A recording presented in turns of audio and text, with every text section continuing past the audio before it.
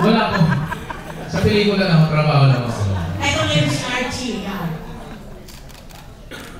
Magandang ako. Nagtanong ko ay para kay Carniel, ano? May level of comfort na kayo sa pagtatrabaho sa isa't isa dahil ilang beses na kayo nagkasama, ano? Punta muna tayo sa Crazy, ano? Ano ang quality traits na isa ni Carniel ni Carniel na you find crazy na pwedeng ano, yung crazy na pwedeng cute? So, ano yung traits? Yes.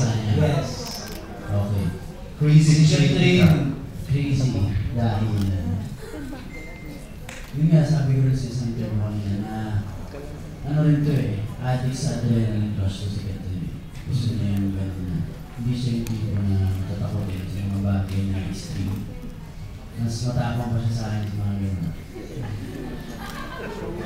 For someone, if I didn't... Ako yung nag-easy sa mga pinagagawa. Doon naman tayo sa beautiful. Ano naman yung beautiful ko? Yun na yun. Yun na yun. Teka.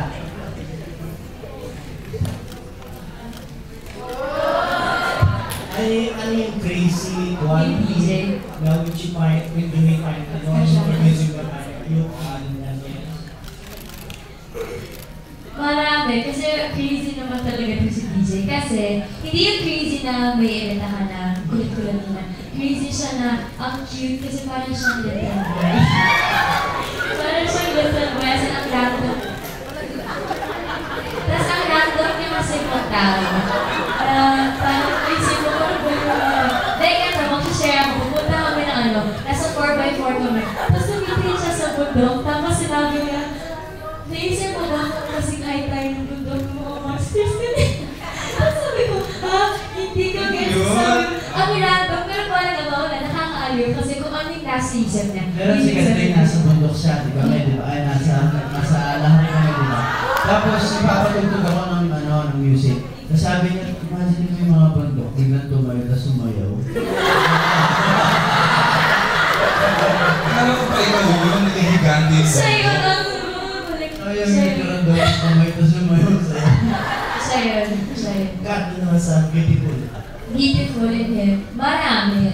Kasi si DJ yung hindi natin na kailangan.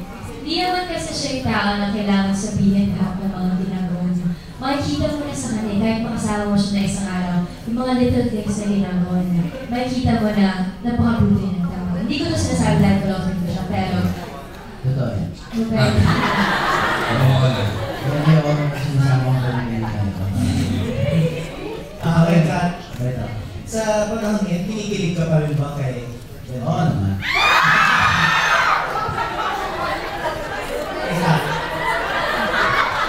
Parang mas pinalaki yung Ano sa akin? Sila lang gawin sa sayo. Sinalo naman napaka-gentleman, ano? Siyempre, Tatanungin kita. Tatanungin kita. di ba? Mas maganda sa akin. Tatanungin kita. Sige. Kat. Oo naman. Kasi hindi naman baka sumagot naman si Kat. May kilig pa ba? O, meron naman.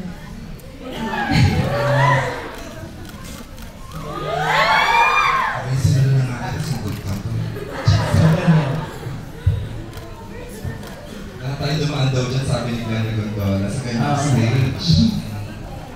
Go, Archie, are you done? No, ang tanong ko ba para kay LP at saka kay Gabo, ano? Icons na kayo ng Philippine cinema, ano? At sa mga na kayo sa ibang labings, like si